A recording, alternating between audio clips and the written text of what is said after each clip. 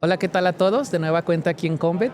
El día de hoy tenemos el gusto, primera vez, de hecho ayer nos conocimos de forma virtual, pero ya nos habíamos visto en redes. Estamos con la doctora María Camila. Hola doctora, ¿cómo estás? Hola, muy bien. Muchas gracias por invitarme a este espacio. Estoy feliz de estar en México nuevamente y por primera vez en Guadalajara. Muchísimas gracias por aceptar, doctora, porque sí fue algo muy express, pero con mucho gusto de que estés con nosotros. ¿Quién es la doctora María Camila para quien no te conozca? Bueno, podría definirme como mujer, veterinaria, mamá Ok, de un perro y mamá de una niña también, de Priscila, que tiene 2 años y medio. Y podría definirme también como apasionada por la ciencia, por la medicina y con muchísimo amor por los animales no humanos, especialmente ok. por los perros y los gatos. Soy médica veterinaria zootecnista de la Universidad CES en Ah, Colombia ok. y tengo estudio de maestría en medicina de pequeñas especies con énfasis en endocrinología y metabolismo animal, también de la Perfecto. Universidad CES. Fíjate, eso es padrísimo, hablar de la Universidad CES, porque aquí en México, no sé si sabías, no tenemos una especialización, pero es en perros y gatos, porque todos somos zootecnistas. Médico veterinario Sí. zootecnista es el único título que existe en México. Entonces te especializas en perros y gatos. Respetos para mí la especialidad, pero al final siento que no está ese énfasis a algo.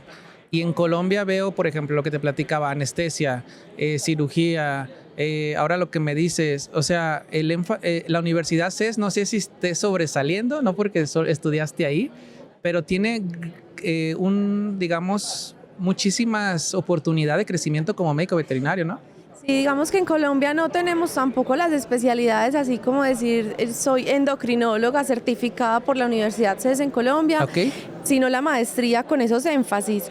Y esos énfasis precisamente los ofrece la universidad o nos dice como, bueno, usted puede escoger el énfasis de interés y lo hacemos muy de la mano con los médicos humanos de la misma universidad. Ok. ¿Cierto? Entonces, por ejemplo, yo en mi último año de maestría hice prácticas con una endocrinóloga humana y bueno, ahí me fui como metiendo también de la mano de esos endocrinos que nos llevan pues mucho tiempo Sí, de claro. ventaja.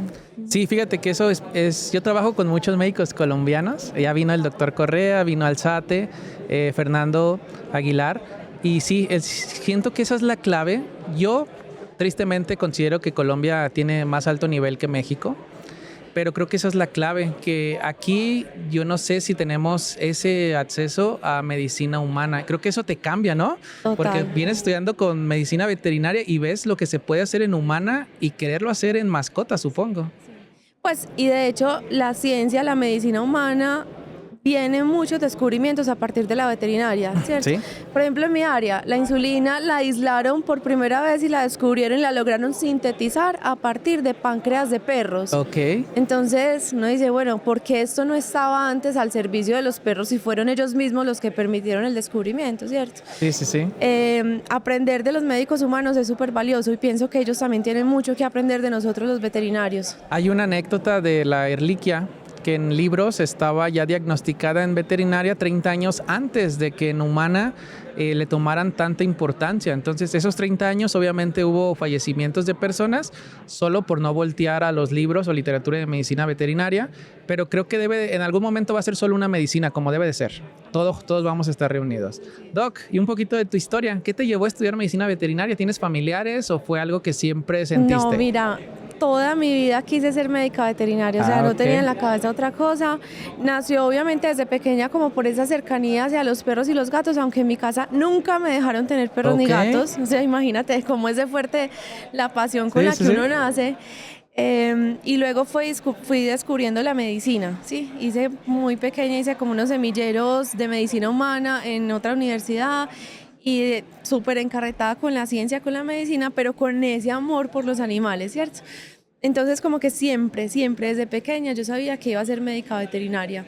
Ahora, no sabía que me iba a meter en endocrinología, no sabía qué aguas profundas me estaba metiendo cuando hice la maestría, pero empecé a meterme, a apasionarme cada vez más también por el mundo de la endocrinología, que es mucho de medicina interna y situaciones complejas de manejar y soy súper enamorada pues de mi carrera. La zootecnia, debo reconocer que es así, no me gusta mucho. Perfecto. Ya me platicaste un poquito, pero ¿en qué momento o cuándo descubriste que tu área era la endocrino? Bueno, para serle sincero, fue también como un poquito un empujón que me dio Sara Sierra, nuestra colega que hace nefrología. Sí. Saris empezó a decirme, hay una necesidad muy grande en el país de endocrinología, no hay casi gente haciendo endocrino, no hay casi nadie, pues. Entonces yo como, ay, bueno, empecemos a explorar esa área, pues, y de hecho yo en la carrera vi endocrinología, pero me enseñaron endocrino médicos internistas o generales o personas incluso Sí, que claro. hacían era cirugía y no especialistas en endocrino. Entonces no había como esa oportunidad de verdad entender qué era la especialidad, pero sí sabía que había una necesidad en mi país y creo también decirlo que en América Latina Ujú. de este tipo de especialidades. Y yo dije, bueno, metámonos pues por acá a estudiar. Ok. Y ya una vez metida las patas, ya metida todo el cuerpo y terminé pues haciendo endocrino y enamorándome de endocrino. Perfecto. Esa es la base, porque sí, viste un área de oportunidad, pero el hecho de que te gustara dio el match, porque, o sea, sí, pero si no te gusta. Pero me fue gustando en el camino. Ok. O sea, la verdad al principio yo era como, no es que no me gustara, sino que no sabía muy bien en qué estaba. Sí. Como que es este mundo raro de las hormonas. Además que la universidad hacía más énfasis, como somos zootecnistas también, a la reproducción. Mm. Y no. Entonces yo, pero bueno, metámonos que por ahí algo interesante tiene que haber y claro, ya empecé a entender que las hormonas son fundamentales para todos los procesos, que controlan absolutamente todo y que hay que saberlas manejar, ¿cierto? Oye, y ya como un chascarrillo, decimos acá, cuando tú te sientes de mal humor o todo, ¿te cuestionas la cuestión hormonal o no? Sí, pues a ver, las mujeres somos muy cíclicas, yo soy también súper energética en ese aspecto. Y digo, probablemente sí hay un cambio hormonal, pero también emocional y es entendible, ¿cierto? Ok. Y comparo a veces, muchas veces los pacientes o les digo a las familias, mira, un paciente con hipotiroidismo, por ejemplo, se siente como las personas que lo reportan así, porque las personas Sí, sí claro. pueden reportar un poquito más fácil cómo se están sintiendo. Las personas se sienten irascibles, apáticas, que no quieren compartir mucho con los demás, se enojan fácilmente. Y pues los perros con hipotiroidismo también. Ok, Lo que pasa es que fíjate. el perro no te va a decir nada, pero dice, por ejemplo, o muestra signos que no quiere ir al parque a jugar, no quiere compartir con otros perros, está más escondido. Entonces, bueno, sí que está bien ligado al campo emocional y energético con las hormonas. Porque a veces no pensamos eso, vemos al perro enfermo y solo vemos la enfermedad, pero en este caso hay hormonas que están Claro. interviniendo en todo. Absolutamente, conducta de alimentación, conductas sexuales, por supuesto, estado anímico, incluso la misma regulación de la temperatura corporal, ¿cierto? Perfecto, Doc. Pues ya conociéndote un poquito mejor, vamos entrando al campo. ¿Qué te parece si platicamos un poquito? Creo que este tema es el que más nos interesa porque pasa más, yo creo que lo traspolamos, ¿no? Todos tenemos algún conocido, algún familiar. La diabetes mellitus, ¿qué te parece si primero generalizamos qué es la diabetes para quien no sepa? O en este caso, la mellitus. Perfecto, sí. Importante hacer esa diferenciación que diabetes puede ser diabetes mellitus o diabetes insípida. Y la diabetes mellitus es como la que involucra el metabolismo de grasas, carbohidratos, proteínas. Y básicamente lo que ocurre, pues en términos muy sencillos, es un aumento de esos niveles séricos de glucosa, o sea, una hiperglicemia, que va a generar entonces los demás signos que conocemos como que el paciente orine más, tome más agua, pero ¿por qué se hace hiperglicemia? Entonces se puede dar o por un déficit en la producción de insulina, que es lo que conocemos en humanos como la diabetes tipo 1, Ok. y en perros también se puede dar y en gatos también, a eso lo llamamos más bien es diabetes símil tipo 1, porque asemeja la de humanos, o por un déficit en la acción de la insulina en los tejidos o los órganos blancos, que es la resistencia a la insulina, conocida en humanos como diabetes tipo 2. Tipo Entonces 2. en veterinaria decimos, listo, puede ser una diabetes símil tipo 1 o símil tipo 2. Y también entendemos que la diabetes tipolada, que es otra condición autoinmune que se desarrolla, pero en la adultez también se podría dar, por ejemplo, en perros. ¿Cuál es más complicada de tratar, Doc? ¿En perros y gatos? ¿O varía? No, yo pienso que la diabetes es todo un mundo. Tienen sus complejidades cada una de acuerdo al paciente, ¿cierto? A las comorbilidades que pueda desarrollar. Siento que a veces es incluso más fácil manejar un paciente con diabetes símil tipo 2, como es la mayoría de los gatos, por ejemplo, que los diabetes tipo 1, porque pues los diabéticos tipo 2 tienen mayores posibilidades de remisión, es decir, que su páncreas todavía tenga alguna reserva, que pueda seguir trabajando y que pues tenga la posibilidad de ya no necesitar insulina, por ejemplo. Entonces tiene mejor pronóstico. Perfecto. Y yo como propietario, ¿qué signos clínicos comenzaría a ver en el perro y después en el gato o son similares? Sí, los signos típicos son: toma mucha agua, orina mucho y empieza a perder peso, ¿cierto? O sea, lo que llamamos polidipsia, poliuria y pérdida de peso. Eso es como fundamental conocerlo. Pero a veces, Ángelo, es difícil que la gente entienda qué es tomar más agua y qué es orinar más y si eso es normal o no. A veces dicen como, ay, qué bueno, mi gato está tomando mucha agua.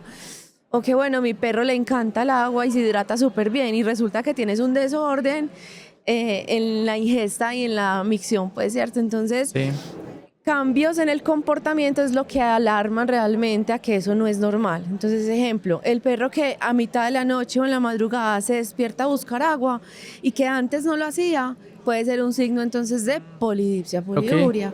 El gato que está usando más su arenero, que no rinde la arena en la casa, un signo de alarma, ¿cierto? Es como banderitas rojas, ¿cierto? Entonces, las banderitas rojas son cambios en la conducta. Y la pérdida de peso también es un tema importante porque para muchas personas que su gato, que antes era obeso, empiece a perder peso es como motivo de fiesta.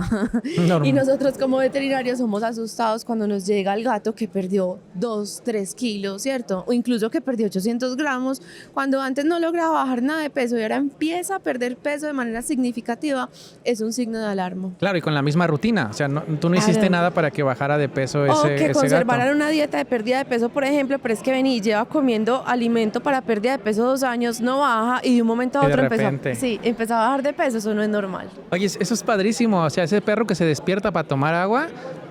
Total, ¿Quién toma agua en la noche? Solo que tengas, aquí decimos cruda, allá creo que es enguayabado. Resaca, sí, un gallado. Ok, solamente en ese momento levantas. Bueno, hay perros que tienen una costumbre, una rutina en la noche de despertarse, dar una vuelta en la casa, como vigilar el terreno, toman agua y orinan, y para ellos es normal porque toda la vida lo han hecho. Pero definitivamente en la mayoría de perros eso no es normal, ¿cierto? Sí. Ahora hay perros que viven en exteriores o en casas que tienen jardín y la gente no se da cuenta cuántas veces va al baño y cuántas veces se orina. Y solo se dan cuenta cuando tienen una urgencia urinaria o una incontinencia urinaria encima de la cama y mojaron todo, ¿cierto? Entonces también qué bueno sería detectar cambios leves antes de que el paciente llegue a presentar cambios severos. O incluso cuando tienes varios perros, ¿no? No sabes quién se acabó el agua, quién esto, o varios sea, es gatos, más complicado. Exacto, es complejo, sí. Por eso hay que ser tan observadores, ¿cierto? Pendientes de cómo cambian esos hábitos. Sí. Y eso desde la parte subjetiva, es decir, el motivo de consulta puede que no sea ese, nosotros empezamos a indagar y ese dato que es anamnésico, subjetivo, nosotros lo podemos transformar en un dato objetivo, entre comillas, haciendo, por ejemplo, análisis de orina, midiendo densidad urinaria, ¿cierto? Perfecto, Doc. Oye, Doc, y, por ejemplo, ¿en qué momento o cuáles son los errores más comunes, más bien, para diagnosticar o no diagnosticar diabetes? Porque yo le puedo tomar una tira de glucosa y quizás me sale en 500. ¿Ya mi paciente es diabético por esa sola tira? Sí. O un error muy frecuente, que toman una muestra de sangre en un tubo tapa roja, lo envían al laboratorio y la glicemia sale normal o baja. Okay. Entonces uno dice, vení, esta muestra seguramente tardó mucho en llegar hasta el laboratorio, no tenía los preservantes para la muestra adecuados, se consumió el azúcar por parte de esos glóbulos rojos, entonces este valor está errado, ¿cierto?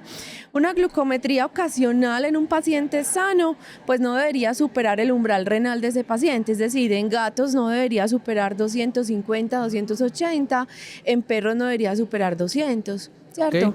En algunos lo supera por estrés del momento. ¿Cierto? El paciente llegó súper estresado a la clínica o está en medio de un shock, trauma, etcétera, que genera inflamación y genera liberación de catecolaminas, de glucagón, de cortisol. Es completamente normal encontrar la hiperglicemia, pero lo más importante es que no sea una hiperglicemia que persista más de 24 horas. Una hiperglicemia que persista se acerca ya al diagnóstico de diabetes.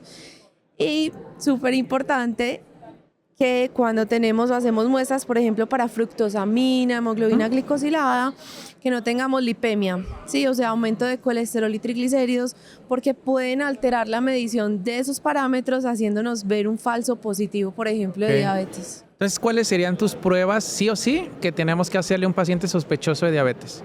Bueno, y más que las mías, es una guía que es ESBE, la Asociación Europea de Endocrinología. Ellos tienen un proyecto que se llama LIFE, que es como los acuerdos en el lenguaje que vamos a utilizar y los criterios para el diagnóstico de enfermedades. Entonces, ¿qué nos dice LIFE? Nos dice, un paciente felino que tenga una hiperglicemia, ¿cierto?, mayor a 250, 260, más signos clínicos de polidipsia, poliuria, pérdida de peso, es un paciente con diabetes mellitus. Si tenemos la duda, porque a veces puede salir como una duda que no estamos seguros, pues hacemos fructosamina. Que en gatos la ideal es fructosamina, no hemoglobina glicosilada en gatos. Perfecto. ¿Listo?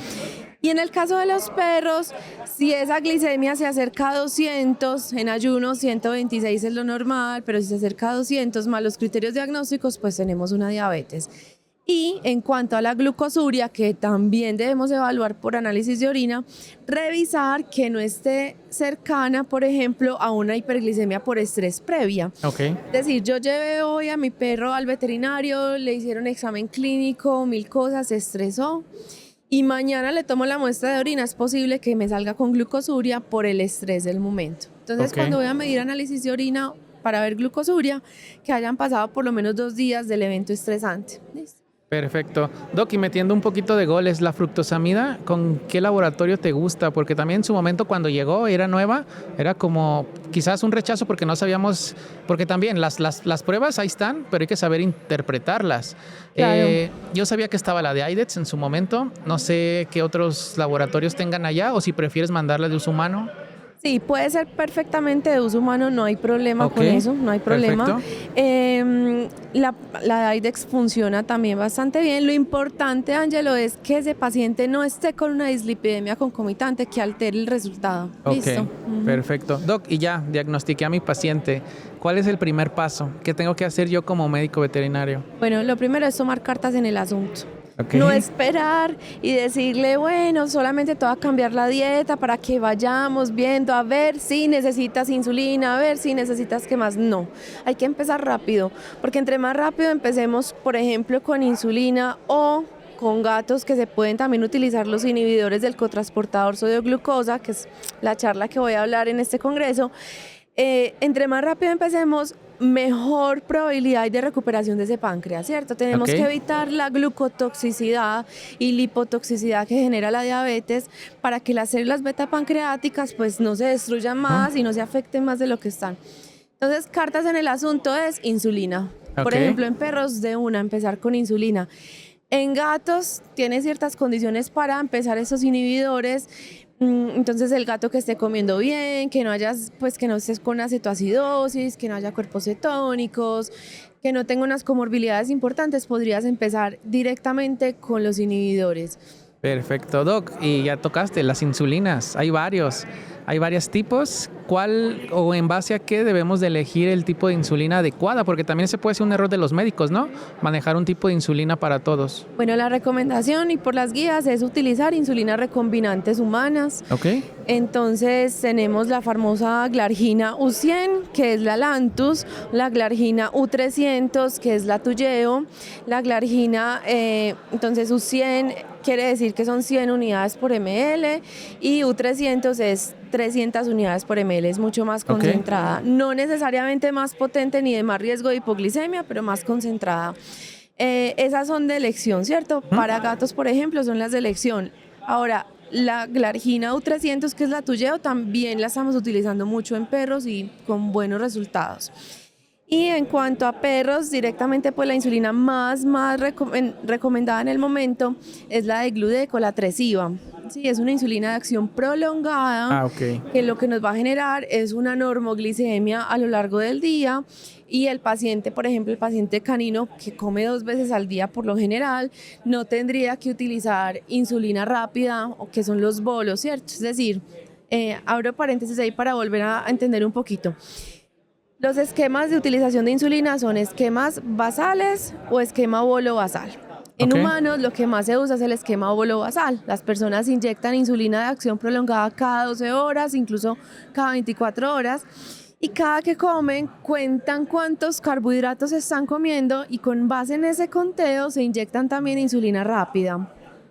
La insulina rápida es maravillosa también, pero tiene más riesgos de hipoglicemia. Entonces la evitamos un poquito en nuestros pacientes. Y porque además nuestros pacientes, pues, es más fácil controlarles la alimentación, Sí, ¿cierto? claro. Entonces en veterinaria lo que más hacemos es el esquema basal, únicamente cada 12 horas insulina, en algunos pacientes cada 24 horas. Y no es necesario los bolos de rápida. En otros pacientes sí es necesario. O sea, cada paciente es único y Sí, claro. individualizamos la terapia, pero lo que generalmente se maneja es el esquema basal. Esa de rápido sería más como para una emergencia, para Ok, un momento de... ya me hablas también de eso y es el manejo de la crisis hiperosmótica hiperosmolar, el manejo de la cetoacidosis diabética, incluso la cetoacidosis euglicémica se trata con insulina rápida, pero ese es otro Sí, sí, protocolo sí. de manejo del paciente hospitalario que se pone insulina rápida 0.1 unidades kilo intravenosa o intramuscular cada hora, ¿cierto? O en infusión continua. Perfecto. Pero lo que te decía del esquema bolo basal es que en la casa las familias también pueden inyectar bolos de rápida cada que el paciente come. Ok, y bueno, no sé, ¿qué prefieres? ¿Hay de uso veterinario o de uso humano? ¿O cómo está también esa situación? Ok, sí, la insulina de uso veterinario existe, por supuesto, es la Prozinc, es la Caninsulin, Betinsulin, realmente no son las insulinas de mayor eficacia ni potencia, entonces no es lo que más se recomiende, pero existen y por legislación muchos países solo pueden utilizar este tipo de insulinas. Afortunadamente en América Latina tenemos acceso a las insulinas humanas, que nos va mucho mejor con esas insulinas humanas. Fíjate que esto, hablábamos con el doctor David Alzate, no estamos hablando mal de ninguna marca ni nada, pero desgraciadamente en veterinaria la industria es quien nos dice qué hacer o qué usar y muchas veces la evidencia científica no es la mejor. Entonces, afortunadamente estas guías o este grupo que de endocrinos, pues ya te dice qué hay que usar y cuál es lo mejor basado en evidencia científica, que al final es para lo que nos preparamos, ¿no? Exacto, ya es como de cada país y te permiten tener acceso a las insulinas humanas, maravilloso. Y fíjate que tiene mucho sentido, es que la endocrinología es una de las ramas que más avanza año a año y en especial la diabetes en humanos porque es una enfermedad de alta prevalencia e incidencia. Cada vez vemos más personas con prediabetes, con diabetes mellitus tipo 2. Y entonces cada año avanza más la ciencia buscando medicamentos que ayuden a la diabetes, sí, pero que también ayuden a prolongar la vida de esos Sí, pacientes claro. con los cardioprotectores, nefroprotectores. Entonces es una locura, es como que cada año, cada 2 años sale una insulina nueva. ¿Por qué en veterinaria nos quedamos pensando que la mejor es la que salió hace 100 años? No. Sí, incluso lo que platicamos hoy, en 1 año, en 2 años, quizás cambió. Sí, O sea, claro. la evidencia claro. y Ajá. ahora sí que va Por eso hay que evolucionando. estudiar. Así es, y estarnos preparándonos. Doc, y por ejemplo, te platico la experiencia que yo tenía en el hospital. Llegaban al hospital y tomábamos glucosa cada hora, por ejemplo, para armar, pues ver cómo se comportaba después de comer y todo. El tutor con ese paciente, el tutor son tus manos, son tus ojos, depende del tutor que nos vaya bien o mal. ¿Cómo te va con eso? O sea, sí está la responsabilidad de hacerlo. Tratas de hacérselo lo más fácil posible de que en el desayuno, él desayuna, tú desayunas, lo inyectas. O buscas la mejor estrategia dependiendo, ahora sí que la rutina de ese tutor. Sí, mira, uno de los objetivos terapéuticos también establecido por las guías es mejorar la calidad de vida para el paciente y para la familia, Ah, ok. ¿cierto? Porque en la medida que la familia tenga calidad de vida y se sienta bien atendiendo la enfermedad de su perro, su gato, pues va a tener mayor adherencia terapéutica. Hay que simplificar la vida de los pacientes y de las Ok. familias. Simplificarla, pero sin generar pues efectos adversos Sí, sí, de sí, esa claro. simplificación. Entonces, ¿cuáles son las recomendaciones? Curvas de glucometría realmente es poco lo que recomendamos ya. Además, porque existen los sensores como el Freestyle Libre, Cierto. que es el monitoreo continuo que te permite estar haciendo como una gráfica de qué está pasando en el día con esas glucometrías, en la noche. Bueno, de hecho no se mide en sangre, sino que se mide en el espacio intersticial, entonces hablamos de glucosa y uno por ese lado. Dos, tener un paciente en un hospital haciéndole curvas cada hora es estrés, entonces no te va a dar un dato real de lo que está pasando en condiciones normales y estás haciendo de todas maneras como una foto del momento, porque la glicemia es variable en el día, entre los días y entre las semanas. Eso es lo que llamamos también variabilidad glicémica. Es completamente normal que ocurra, lo que pasa es que hay unos factores de esa variabilidad glicémica que podemos controlar y otros que no. ¿Cierto? Entonces, el monitoreo es fundamental y acompañar a la familia para que aprenda a tomar decisiones con base en ese monitoreo es lo que nos permite a nosotros hacer un buen trabajo en equipo. Entonces, ¿yo cómo hago? Yo le digo a la gente, mire, esta es normalmente la guía que tenemos, estas son las indicaciones, si tiene una glicemia, bueno, la meta glicémica es que el paciente permanezca con glicemias entre 80 y máximo su nivel de umbral renal, entonces entre 80 y 200 para un perro, 80 y 250 para un gato, 280 máximo, que no tenga hipoglicemias o minimizar el riesgo de hipoglicemia, que es debajo de 70, y le enseñamos a ir tomando decisiones, pero en un primer momento hay que estarlo acompañando para tomar las decisiones. Entonces a mí la gente me escribe, ¿qué hago? ¿La tiene alta? ¿Qué hago? ¿La tiene bajita? ¿Qué hago? Y yo, tranquilo, hacemos esto y las personas van aprendiendo y ya toman luego sus decisiones solitas. ¿Y cuando alguien de la familia la tiene, se te hace más fácil o es más complicada? Cuando ¿No te ha pasado? Un familiar tiene diabetes y su perro también. ¿O el mismo dueño? Sí. Es más fácil porque ya tienen una conciencia de la enfermedad, que además tratamos de decirles, mire, es una condición de salud del paciente. Es decir, no es que sea Toby el diabético, sino que es Toby el que tiene diabetes con la cual va a estar toda la vida. Entonces les enseñamos también a que es una condición así como la de ellos. Ellos vienen ya muy sensibilizados y educados.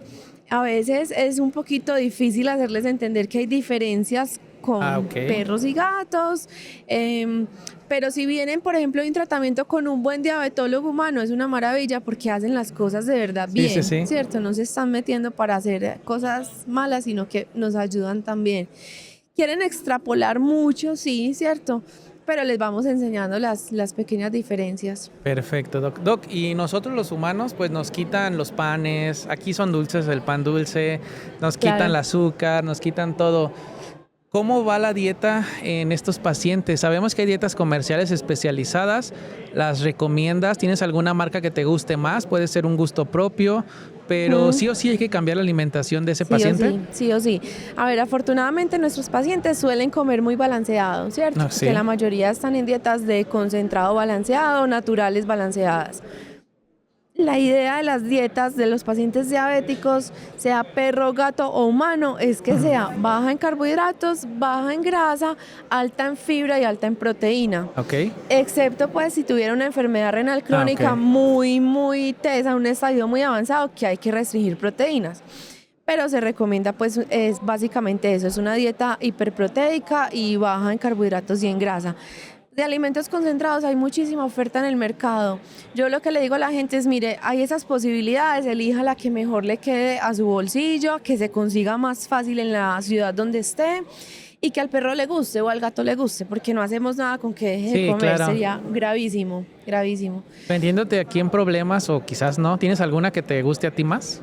Pues de la Super Premium, la verdad es que tienen todas muy buenas materias primas y son muy buenas. ProPlan, Royal, Beardback, Hills, BetLife, no sé si se me pasa otra, pero estas Super Premium son todas excelentes. Y las que tengan también dieta enlatada, la dieta enlatada tiene un beneficio y es que tiene aún menos contenido de carbohidratos. Perfecto. Entonces es súper buena. Ángelo, perdón que ahorita me hablaste de humanos y me acordé de un tema muy importante sobre el uso de los hipoglicemiantes en humanos. Que en los humanos la primera línea de tratamiento de elección cuando tienen una diabetes es metformina. Es la primera línea. Con nosotros, pues ya lo habíamos hablado que no, que lo más rápido que podamos meter la insulina está súper bien, pero sí quiero hacer esa aclaración, porque muchas personas sí se presentan al consultorio y dicen, pero venga, mándele la pastillita que no, ojo con eso, la metformina puede ser bastante tóxica en algunos pacientes, generar mayor probabilidad de pancreatitis, no genera facilidad de remisión, por ejemplo, de una diabetes en gatos, entonces ojo con la metformina, que no es de preferencia. Precisamente hablamos con el doctor Correa que el traspolar medicamentos de especies que no en todas van bien, no porque en los humanos vaya bien, va a ir bien en el perro o en el gato. Un caso es el paracetamol en el gato, por ejemplo. Exacto, O sea, sí. este medicamento, ahorita se me ocurrió, es el que toma toda la gente para adelgazar, que se puso de moda. Bueno, no. A ver, la metformina sí puede ayudar en algunos pacientes a bajar de peso en humanos, pero lo que sí se está dando mucho más son las inyecciones de terapia incretina, Ozempic, Saxenda, Vidureon. Es una terapia diferente. Ok, sí, que igual está mal si no, o sea, porque muchos se la automedican. Pero déjame decirte algo, es una muy buena estrategia terapéutica en gatos con obesidad o en perros con obesidad que no bajan fácil de peso. Entonces yo tengo varios pacientes que consultan porque llevan 2 años en dieta, por ejemplo, felinos, no logran bajar de peso, siguen locos por la comida, ¿cierto? Y les digo, bueno, es el momento de que busquemos tal vez una terapia incretina y los metemos en tratamiento, por ejemplo, con esas inyecciones para pérdida de peso y les va súper bien, pero hay que saber elegir el paciente. Perfecto, Doc. Oye, Doc, y ahorita que mencionaste, estos dispositivos vinieron a cambiar radicalmente la endocrinología y la diabetes. ¿Los recomiendas? Absolutamente, o sea, recomendados. Tanto para el paciente que esté en cetoacidosis hospitalizado como el paciente que esté en casa compensado. Súper recomendados, o sea, ¿por qué no querer ver qué pasa con la glicemia a lo largo del día y de la noche, cierto? O sea, el monitoreo continuo te permite tener como una visualización completa del panorama de ese paciente, qué pasa después de las comidas, si tiene un pico mayor de hiperglicemia, qué pasa en las noches, entonces súper recomendado. Muchos lo critican porque tiene como una diferencia notoria con la glucometría capilar. Pero eso es completamente normal porque digamos que primero está la glucometría en sangre y luego la glucosa en los tejidos es diferente. Entonces es saber utilizar la herramienta y trabajar con ella para sacarle el mayor provecho, pero recomendados 100%. ¿Cuánto duran estos dispositivos? Porque veo que el cartucho trae 2 o depende de la marca. Depende de cómo te lo vendan, pero normalmente dura 14 días. En algunos pacientes les dura menos, ¿cierto? A ver, hay que aclarar que están fabricados especialmente para personas, ¿cierto? Sobre todo, por ejemplo, por el tema de la piel, que los aplican y en las personas es más fácil que duren, los perros se puede caer un poquito más fácil o en los gatos, entonces, bueno, a ver, hablando de los gatos, un gato sentir que tiene un botón pegado, para él es una tragedia, pero se van acostumbrando. Perfecto, precisamente te iba a preguntar cómo nos iba con los gatos, porque sí. Una locura. Pero bueno, una vez que lo toleran, es mejor un piquete en 14 días que 3 al día, ¿no? Claro, exacto. O sea, es súper más cómodo. Y te da en tu celular una gráfica del tiempo. Y el celular se conecta con el programa que yo tengo en el computador, en mi celular, y yo puedo ver las gráficas del paciente sin que el paciente tenga que mandarme a mi gráfica, ¿cierto? Perfecto, Doc. Doc, pues ya para terminar, ¿qué recomendaciones le darías al médico? ¿Qué no se debe de hacer ya? ¿Y qué está al alcance de todos para un buen diagnóstico de diabetes? Listo, entonces lo primero es tener súper presente esa triada de signos clínicos, polidipsia, poliuria y pérdida de peso, ¿sí? Corroborar con unas pruebas diagnósticas complementarias donde yo pueda ver si hay glucosuria, cómo están las proteínas glicadas, fructosamina en gatos, hemoglobina glicosilada y fructosamina en perros. Digamos que la base siempre va a ser la clínica, entonces como que hay que tener muy buen ojo clínico para eso. Pero también existe la prediabetes y esa es más difícil de identificar en algunos pacientes. Entonces ahí es cuando yo digo que puede entrar la prevención a través de la dieta, por ejemplo, la pérdida de peso. O identificar qué es lo que está generando la insulinoresistencia para tratarlo también, que no hablamos de eso, pero causas de insulinoresistencia, hipertiroidismo en gatos, acromegalia o hipersomatotropismo, el síndrome de Cushing, la pancreatitis, ¿cierto? Entonces tratar de identificar qué más hay detrás de esa diabetes para identificarlo a tiempo y tratarlo a tiempo. En cuanto al tratamiento, le diría al médico, no tenga miedo de empezar con la insulina. Hay muchos mitos también que dicen es que la insulina deja a las personas ciegas, es que la insulina complica todo. Y eso está basado en ¿qué? En que para que una persona llegue a la fase de necesitar insulina es porque ya pasó mucho tiempo y sí se va a quedar ciega, pero va a ser peor que no use la insulina, ¿cierto? Claro. Doc, y ya para terminar, ¿qué porcentaje de pacientes con diabetes tienen otras enfermedades? ¿Es súper común? ¿Es un 50-30? ¿Cómo va? Es súper común porque la diabetes símil tipo 1, que es por autoinmunidad, es la que más vemos es en cachorros, en pacientes jóvenes. No hay edad para esa. la autoinmunidad, sobre todo en los jóvenes. Se puede dar una autoinmunidad tardía, sí, existe, pero el principal o la mayoría de pacientes que tengo con diabetes son pacientes ya mayores que tienen otras comorbilidades, ejemplo, síndrome de Cushing. Entonces se podría decir que sí, la mayoría de pacientes con diabetes tienen algo más que tenemos que evaluar. Perfecto, Doc. Doc, pues agradecerte, muchísimas gracias. Este tema nos puede dar para horas, mucho. Perros, gatos. ¿En qué otros animales has diagnosticado diabetes? ¿Tienes experiencia en otros? No, solo trabajo con perros y gatos. Perfecto, pero sí hay evidencia de que existen otras especies. Claro. Todos tenemos páncreas, todos somos animales, todos tenemos páncreas, entonces todos somos susceptibles de tener diabetes. Perfecto, pues vamos a tener pendiente una charla, aunque sea online, para los médicos. Ahí en un futuro nos ponemos de acuerdo. En noviembre, septiembre viene un colega tuyo, el doctor Usme, que veo que trabajan juntos, pero va a estar ahí pendiente también que tengamos algo más para ofrecerle. Sobre todo, creo que es un tema en México por lo menos muy interesante y que no se está haciendo de manera adecuada porque se desconoce. Entonces, pues muchísimas gracias, Doc. Con muchísimo gusto, gracias a todos por estar pendientes de nosotros. Perfecto, pues con esto terminamos y nos vemos en el siguiente. Gracias.